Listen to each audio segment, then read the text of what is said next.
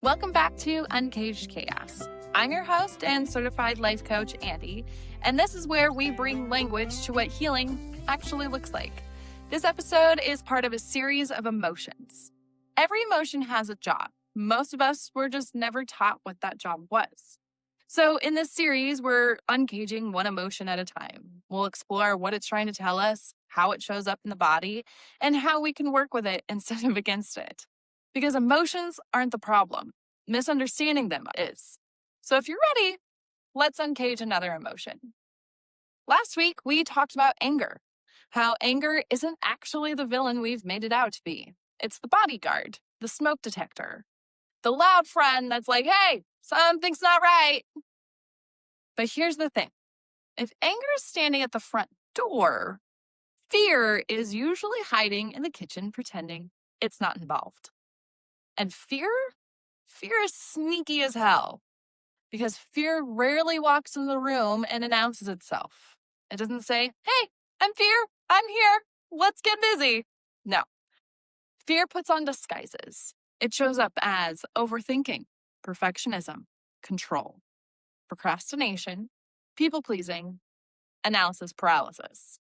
You know, when you've been thinking about making a decision for 6 months and somehow you've managed to imagine 47 different ways your life could implode without ever actually making the decision. Anybody else? No? Just me? Cool. Well, fear has one hobby: making up fake scenarios and then convincing you that they're documentaries. Seriously. Fear wakes up every morning like, good news, you another episode of Everything Could Go Wrong. And somehow we continue to binge watch it over and over and over again. I know this because that used to be me. There was a season of my life where I wasn't living in the present. I was living 6 months ahead. Every decision felt like it carried the weight of my entire future. What if I fail? What if I lose everything? What if people think I'm stupid? What if I make the wrong choice? What if this changes everything and not in the best way? I wasn't making decisions. I was conducting full-blown crime scene investigations on things that hadn't even happened yet.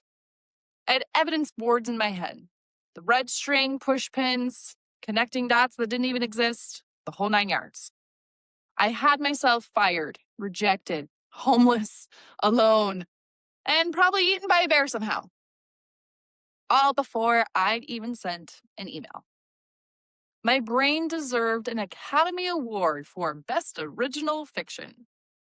And here's the crappy part. I thought I was being responsible. I thought I was preparing. If I could just think through every possible outcome, I'd finally feel safe enough to move. Except I never moved. Fear had me trapped in time, completely frozen. Because fear has this incredible ability to convince you that standing still is the safest option. But standing still wasn't protecting me. It was preventing me from becoming. And one day it finally hit me. Fear wasn't actually asking me to stay safe. It was asking me to stay familiar. And those two are not the same thing. Your brain doesn't care if you're happy. Your brain cares if you've survived this before. It doesn't ask, will this make my life amazing? It asks, have we done this before without dying? And if the answer is no, all the alarm bells start screaming at you. That's because of this little almond-shaped part of our brain called the amygdala. It's basically your internal security guard, and it's amazing at its job. But the only problem is it can be a little dramatic. It doesn't always know the difference between danger and discomfort. So you tell yourself you're going to speak up in the meeting. Beep. You decide to leave a relationship that's no longer serving you. Beep. You start a business. Beep. You post your first podcast episode. Your amygdala is like, I have never been here before. Everybody panic. Meanwhile, you're just trying to hit publish. The thing I've learned is fear isn't a stop sign. Most of the time, it's just a trail marker. It's letting you know you've wandered off the well-worn path. You're doing something new. You're growing. You're stretching. And of course, your nervous system is freaking out. It's never been here before.